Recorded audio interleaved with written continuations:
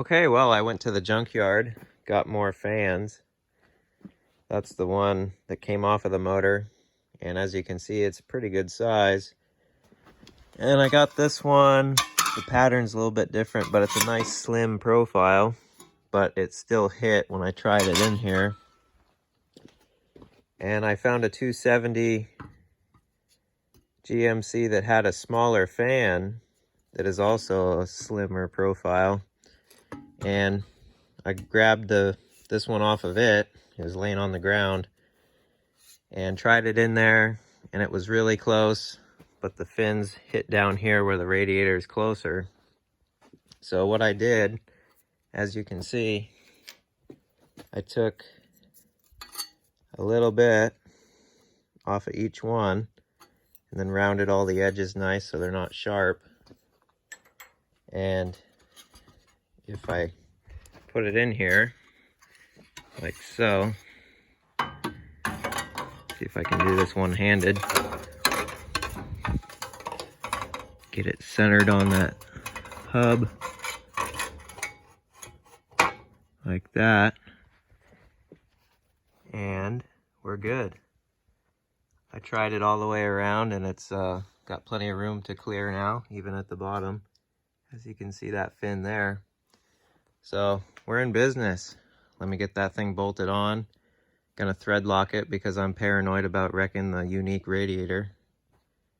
And yeah, we're good. Okay, fan's all bolted up. She looks good, no issues, can get fingers behind it. And in the meantime, off camera, I got the generator on. Of course, the belt's all tight and everything now with the fan in.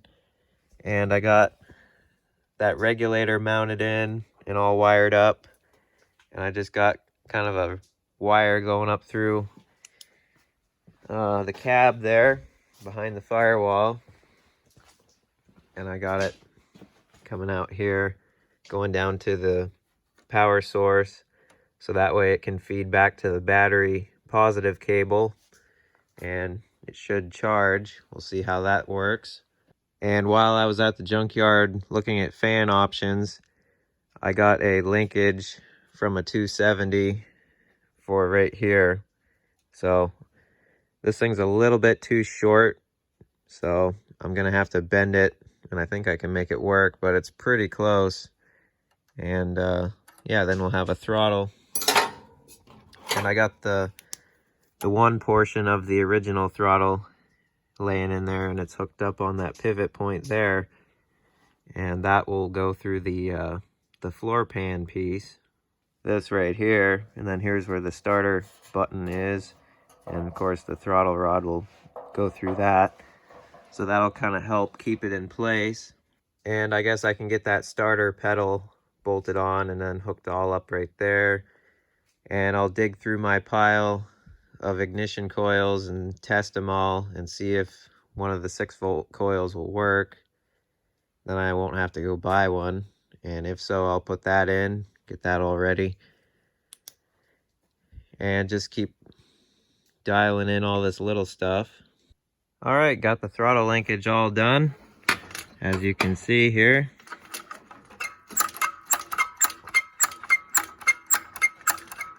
Works good. And got the foot starter all bolted down and hooked up to the linkage over there, so that's ready to go. Just need to fill in this big empty spot. Still need to mess with the clutch pedal. Somebody torched off the brake pedal, but we're not going to need that anyway. We'll have the hand brake.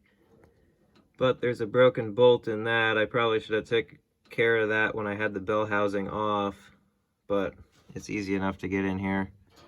So take that back off, drill that out, put a new bolt there, and then figure out the whole clutch setup there.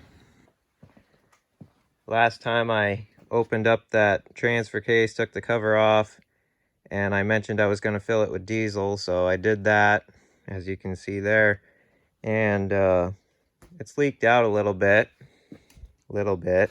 from the yokes, you know, the seals behind the yokes there. But all things considering, she's been soaking for a good couple days here, and pretty much everything's working again. The only holdup is that gear right there where it slides on that spline of like the main shaft there. That one's froze up. The selector linkage and fork and everything moves. It's just seized right there.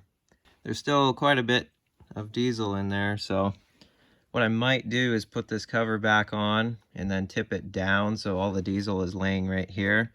That way it can soak into that portion right there, kind of like it's been doing on that whole bottom end, because this is just about how it would be upright, because here's the mounting on the side here. So this is actually the top. So if I get this cover back on, tip it upside down, and let it soak around that gear that's seized on like so, you know, it might work. Otherwise, it might have to take some heat, which I don't really want to do, but I will try it and try and free that thing up. I have hammered on it a little bit, but I've been going gentle on it. Don't want to screw anything up like the teeth or whatever. It's a pretty good size gear, luckily, so anyways, yeah, I guess I'll get this cover on and then flip it upside down. Well, it's upside down now, but most of it's just leaking out. I spun that drive shaft a little bit, get things kind of soaking, at least as much until it leaks out. It needs to be drained out anyways, so let me finish getting the little bit of diesel that's still in the bottom there drained out, so we don't have a real exciting mishap. And I'll heat up that gear and see if I can't get it freed up so it'll slide back and forth. And then we'll goop this thing up, put the plate back on, and bolt it in the truck. I'm not going to worry about seals right now. Well, when all else fails, fix it with fire.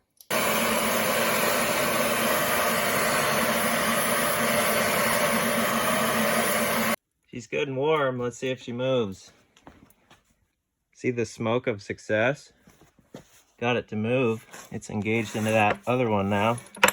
Now, I'll see if I can move this shifter and see if it'll come back out. Hopefully I don't break the fork, or I could pry right in there. So let me see what I can make happen. We'll throw some WD-40 there where it was stuck before. Success. Move back out just easy. And then let me get an actual hammer here. If you hit the selector,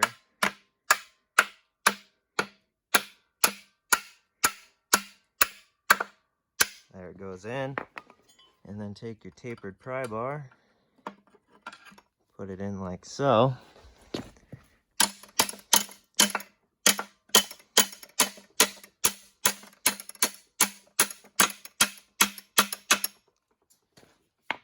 Perfect.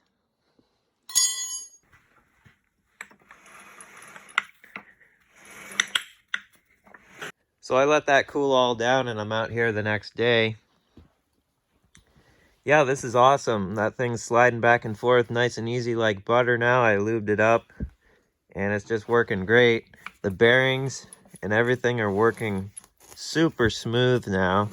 I mean, it already looks a million times better than when I first got into it. So I think she's ready to roll. Put some RTV on that thing and slap that cover back on. And then I'm going to get a buddy to come over and help me. And we'll throw it up under the truck, get it bolted in. And in the meantime, while all that will be going on, I just got back from town. And I got some brand new ignition points to throw into that distributor. I guess until I, get this buttoned up and we get it in the truck. Probably don't have to film that. You kind of get the general idea. It goes up in there, bolts in. So we'll get that knocked out and I'll get these points put in and set to the right gap. A lot of people, understand that. And if you don't, there's plenty of videos, so I probably won't show it. So yeah, until I can film some more exciting progress, I guess this is it until we get back at it with something new. So until then, I appreciate all the views and the nice comments, and Thank you for watching.